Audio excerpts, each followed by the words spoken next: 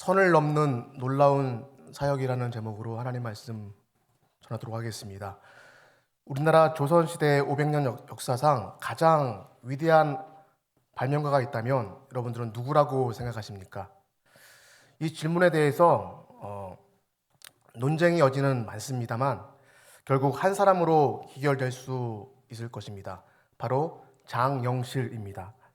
장영실은 뛰어난 발명가로 우리나라 과학기술 발전에 큰 공헌을 세웠던 사람입니다. 그는 별자리를 관측할 수 있는 혼천이를 만들었고, 시간을 측정할 수 있는 해시계와 물시계, 그리고 홍수를 대비할 수 있도록 물의 높낮이를 특정할 수 있는 그 청계천의 수표도 그가 만들어내게 됩니다. 그의 발전은 단순한 어떤 기술 혁신을 넘어서 백성들의 삶에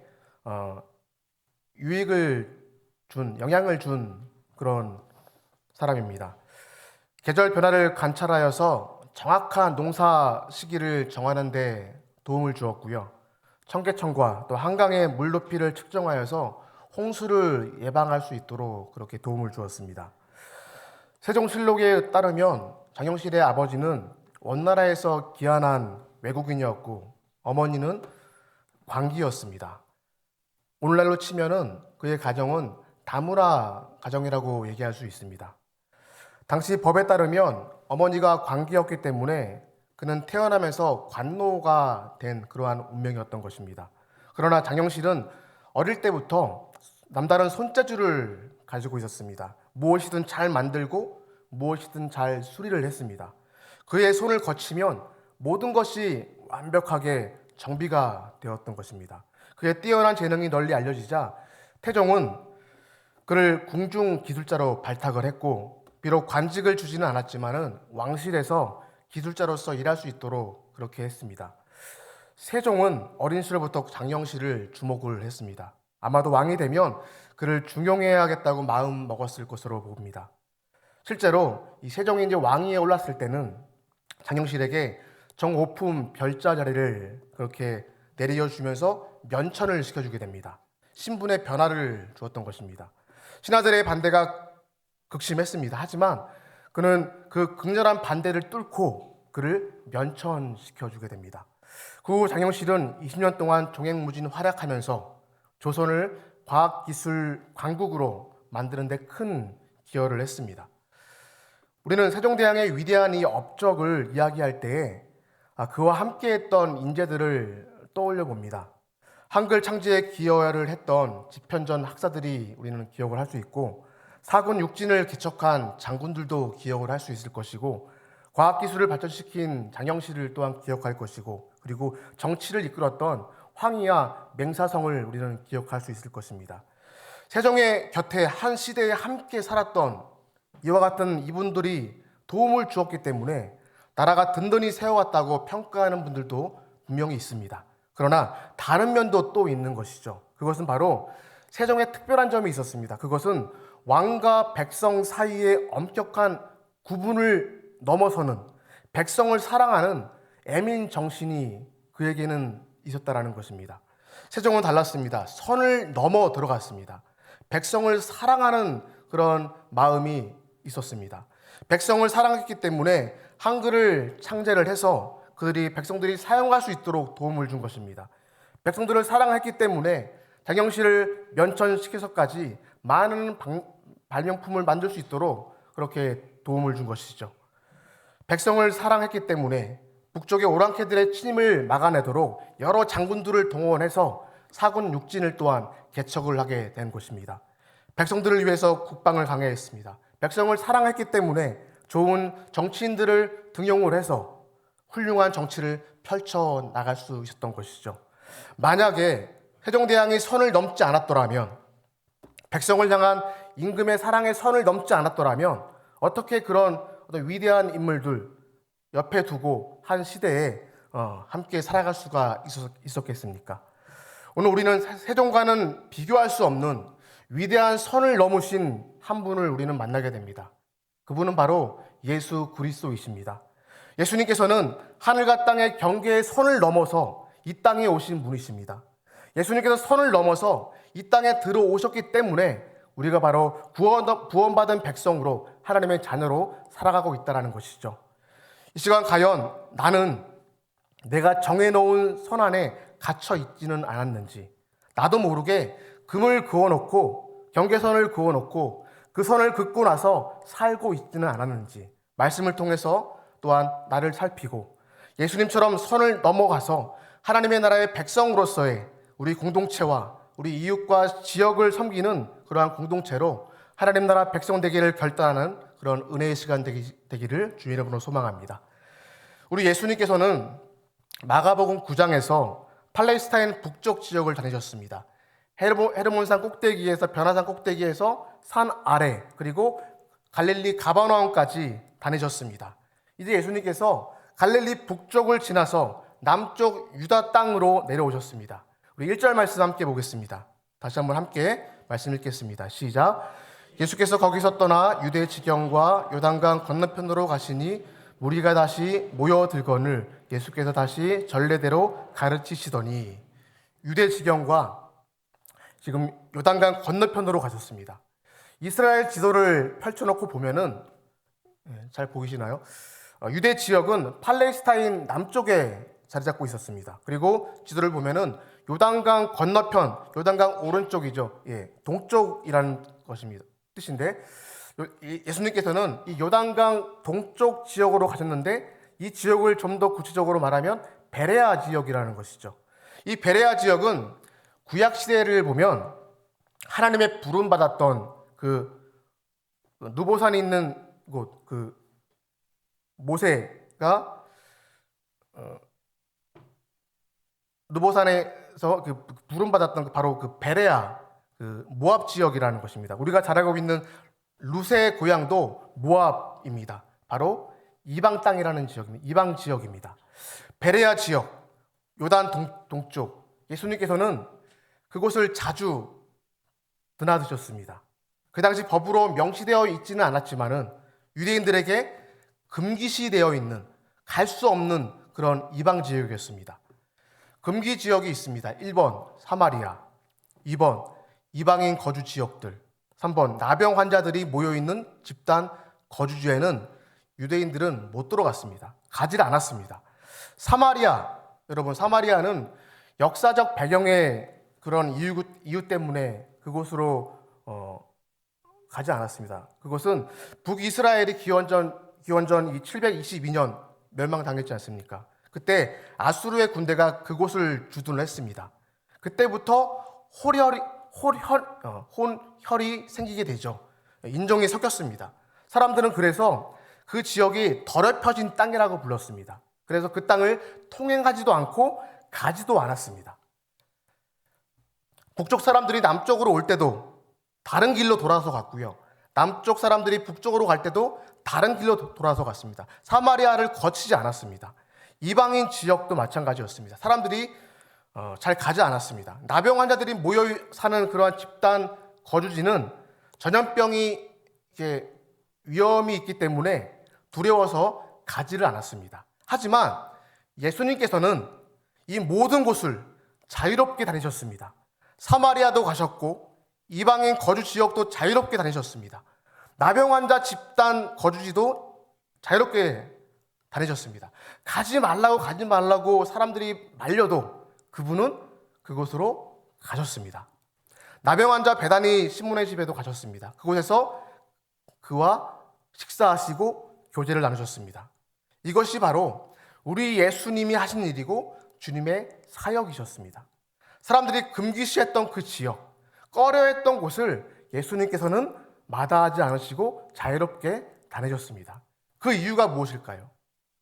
예수님께서 이 땅에 오실 때부터 그런 목적으로 오셨기 때문이죠. 빌립보서 2장 6절 말씀 보시면 같이 읽겠습니다. 시작. 그는 근본 하나님의 본체시나 하나님과 동등됨을 취할 것으로 여기지 아니하시고, 예수님께서는요 원래 저 높고 높은 곳에 계셨던 하나님의 본체이셨습니다. 성자 하나님이셨습니다. 하나님과 같은 동등하신 분이셨습니다. 그런데 그분이 역사상 어느 누구도 할 수 없었던 하늘과 땅의 이 경계를 넘어오신, 선을 넘어 이 땅에 내려오신 분이십니다. 하나님의 본체셨던 그분이 인간의 육신의 옷을 입으시고 이 땅에 오셨다는 것입니다. 이렇게 생각해보면 어마어마한 이 거대한 경계선을 넘어오신 분이 여러분 예수님이 이 땅을 보셨을 때에 유대인 지역이 땅처럼 보였겠습니까? 이방인 지역이 여러분 땅처럼 보였겠습니까?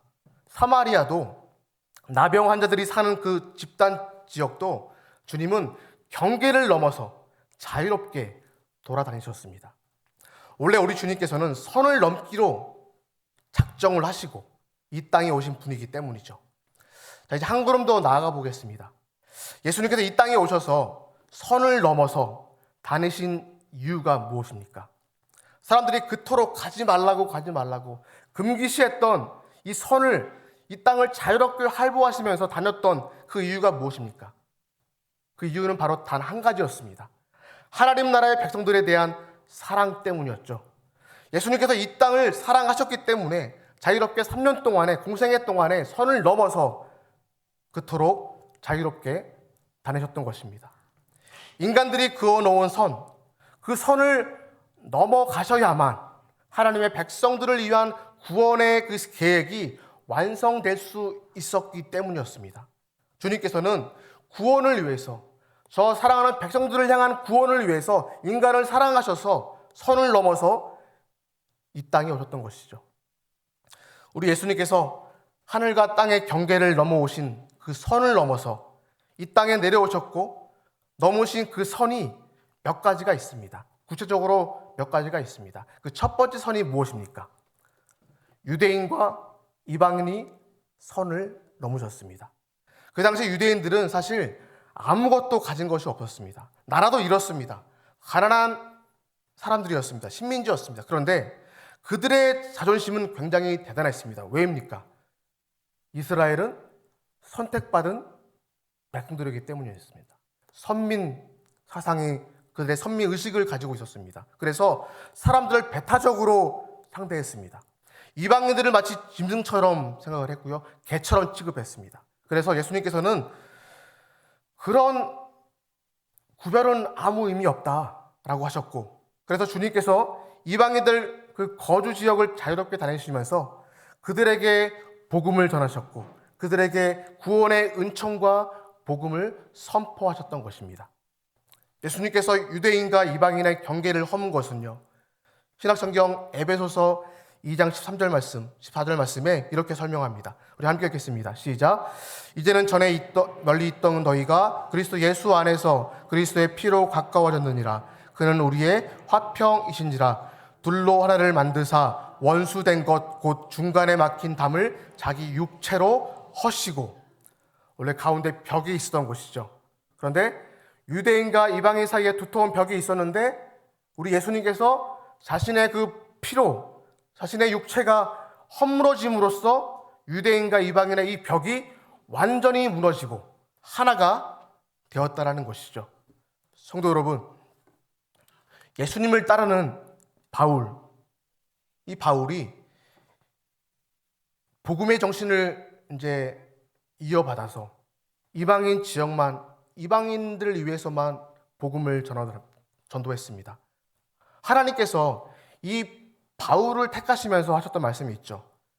이 바울은 이방을 위해서 택한 나의 그릇이다 라고 했습니다. 바울을 통해서 유대인과 이방인의 차별, 구별을 하나님께서는 한꺼번에 그냥 정리를 해줬던 것이죠.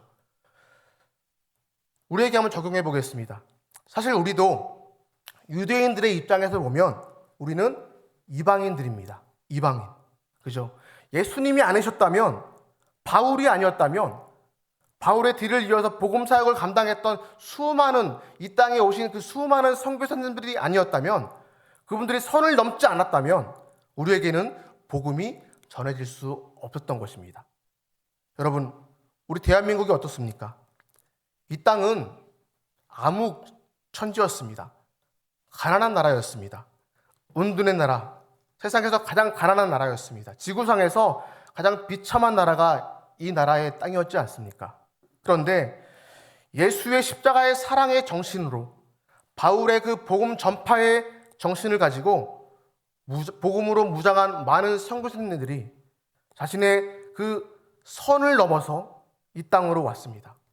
이 땅에 사는 사람들은 그들을 바라보면서 저 사람들 미쳤다라고 했습니다. 사람들은 선교사들을 붙잡고 말렸습니다. 그러나 그들은 예수님을 따라 바울의 복음 정신을 따라 모두 다 선을 넘었던 사람들이었음을 우리는 기억을 합니다. 그분들이 이 땅에 와서 복음을 전했죠. 교회를 세웠습니다. 말씀이 전해졌습니다. 학교를 세워서 문맹의 눈을 뜨게 해주셨습니다. 문맹을 해결했습니다.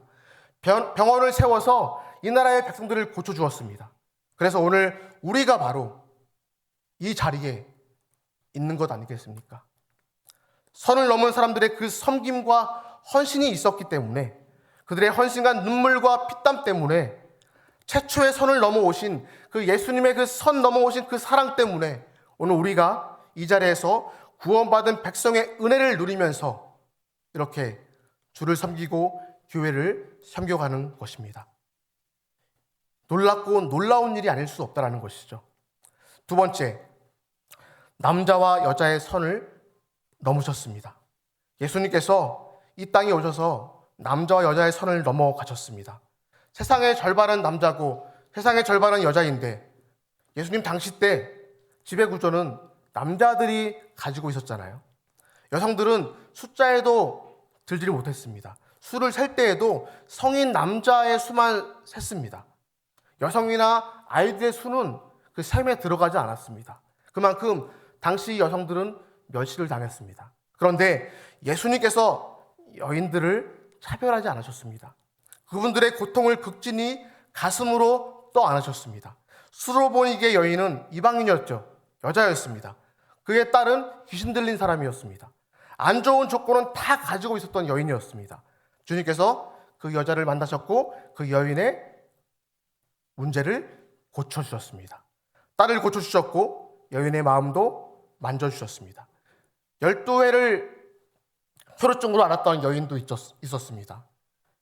이 여인이면서 더러운 병에 걸렸던 12년 동안 사람들은 그의 곁을 피했습니다. 그녀는 사회적인 죽음, 사회적 매장까지 당했던 그러한 신분이었습니다. 그런데 주님께서 그 여인의 육체적 병도 고쳐주셨습니다. 모든 사람들 앞에서 이 여인이 고침받았다는 것도 알려주셨습니다. 사람들 앞에서 이제는 여인의 모든 면을 회복시켜 주셨습니다. 사회적으로 매장당했던 것도 다시 회복시켜 주셨습니다. 사마리아 여인도 있었습니다. 여러분 기억하시죠? 결혼을 했는데 5번이나 실패한 여인. 예수님께서는 그 여인을 찾아가셨습니다. 우물가에서 만났을 때 물 좀 달라고 그렇게 말을 건넸죠. 선을 넘으신 것입니다. 여러분, 이방인과 대화를 했던 것입니다. 선을 넘었습니다. 그리고 거기서부터 시작해서 여인을 회복시켜 주셨고 복음의 사역의 동역자로 그 여성을 세워주셨습니다. 놀랍고 놀라운 일이 아닐 수 없는 것입니다. 마지막 세 번째, 의인과 죄인의 구별의 선을 넘으셨습니다. 하나님께서 너는 의인이다, 너는 죄인이다 이렇게 선을 딱 그어 놓으신 것이 아닙니다. 사람들이 인위적으로 우리는 의인이고 너희들은 죄인이야 라고 선을 사람들이 그어 놓았던 것입니다. 죄인 중에 가장 용서받지 못할 그 죄인이 그 당시에는 누구입니까? 세리와 창기들이 아닙니까? 그런데 예수님의 별명이 여러분 마태복음 11장 19절에 보면 이렇게 나와 있죠. 같이 한번 읽어볼까요? 마태복음 11장 19절 말씀 제가 읽겠습니다. 인자는 와서 먹고 마시매 말하기를 보라 먹기를 탐하고 포도주를 즐기는 사람이요 세리와 죄인의 친구로다. 먹기를 탐하는 자로 포도주를 즐기는 사람, 세리와 죄인의 친구, 그들은 예수님을 그렇게 불렀습니다. 예수님께서 세리들과 함께 식사를 자주 하셨습니다. 예수님의 제자 가운데서도 세리 마태가 있었습니다. 예수님께서 누가복음 19장 여리고성으로 들어가시는 가운데 누구를 만납니까? 삭개오를 만났습니다. 삭개오의 그 눈빛을 차마 거절할 수가 없어서 그의 집으로 하루를 유하셨습니다. 너희에게 오늘 구원이 임할 것이다. 말씀을 하셨기 때문에 사람들은 예수님을 가리켜서 세리의 친구고 또 세리와 함께 다니면서 창기들과 함께 다니는 식사를 하는 그러한 사람으로, 그러한 친구로 예수님을 불렀습니다. 먹기를 탐하고 포도주를 즐기고 세리와 죄인의 친구로다, 그렇게 비아냥거렸습니다. 예수님 보실 때는 종교 지도자들, 바리새인들, 서기관들, 율법학자들, 많은 종교적 권력을 가진 사람들 모두가 다 죄인들입니다. 예수님께서 보셨을 때는요. 드러나지 않은 죄인들이죠. 회칠한 무덤을 가진 죄인들입니다. 그러나 드러난 죄인, 세리와 죄인, 그들도 역시 하나님 앞에 모두 죄인들입니다. 의인과 죄인의 선의 구분이 필요가 없었습니다. 우리 모두가 하나님 앞에 죄인입니다.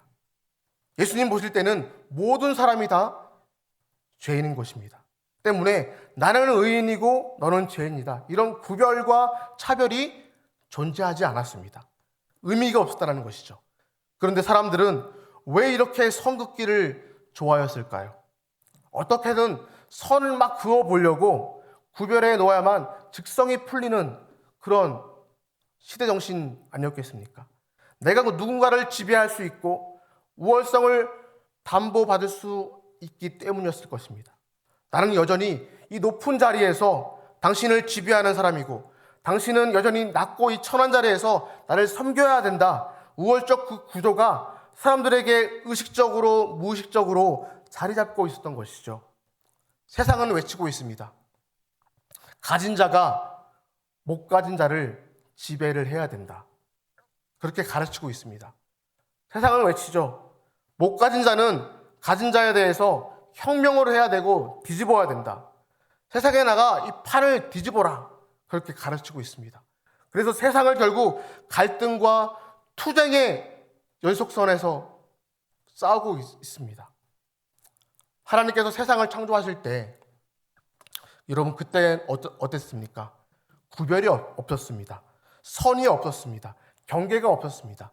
유대인과 이방인의 구별도 없었습니다. 남자와 여자의 차별도 없었습니다. 존재하지가 않았습니다. 의인과 죄인도 구별되지 않았습니다. 말씀을 정리해 보겠습니다. 만약에 예수님 시절에 예루살렘에만 고착되어 있었다면, 예수님 시절 어떻게 여러분 예수님께서 예루살렘 안에서만 계셨다면 어떻게 세계 선교가 이루어질 수 있었을까요? 예수님께서 예루살렘을 넘어 온 유대를 넘어 사마리아를 넘어 땅끝까지 가라라고 제자들에게 말씀하셨습니다. 선을 넘으신 분께서 제자들에게 선을 넘어라라고 말씀하셨던 것이죠. 이것이 바로 선교인 것이고, 선교의 본질은 바로 선을 넘는 것부터 시작되었던 것입니다. 내가 남모르게 그어놓았던 나 자신의 선 안에 혹 갇혀 있다면 선교라는 이 위대한 역사는 일어나지 않았을 것입니다. 선을 넘었기 때문에 예루살렘에서 유대로, 유대에서 사마리아로, 사마리아에서 땅끝으로 나아갈 수 있었다라는 것이죠. 하나님께서는요, 작은 것서부터 선을 넘어가라 말씀하십니다. 거침없이 선을 넘고 끊임없이 도전하고 선을 넘고 우리 마음속에 있는 여러 가지 인간적인 선들을 끊어내고 나아가야만 하나님 나라 이 복음의 역사가 계속해서 이어져 가는 것이고, 그리스도께서 주님께서 오시는 그 재림의 날 완성되는 것입니다. 아무쪼록 선을 넘어 이 땅에 오신 우리 예수님의 선 넘는 사역을 우리가 또한 깊이 말씀을 통해서 이 사순절 기간 묵상하고 주님을 본받아서 이 예수님의 사역 또한 기억하고 깨달아서 우리도 여전히 좋은 의미에서 복음의 선을 넘어가는 우리 교회의 올해와 내년 우리 교회에 주신 비전이 있지 않습니까? 대모임과 소모임을 세워가는 그러한 공동체로 만들어가는 그런 해, 여러분 머무르면 안 되겠죠. 우리 또한 이 작은 선을 넘어서 비상하고 그것을 통하여서 하나님께서 계획하시고 하나님께서 원하시는 참빛교회를 통해서 이루실 놀라운 그 사역이 우리 공동체 안에, 우리 참빛 공동체 안에 일어나기를 주의 이름으로 소망합니다.